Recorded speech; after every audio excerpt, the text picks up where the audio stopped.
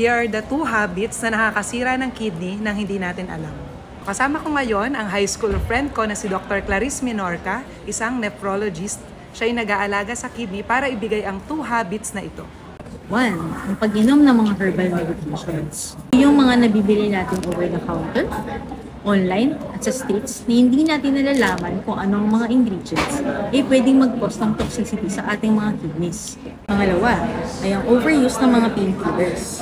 Ang mga examples ito ay mefenamic acid, ibuprofen, celecoxib, na usually nabibili natin over the counter.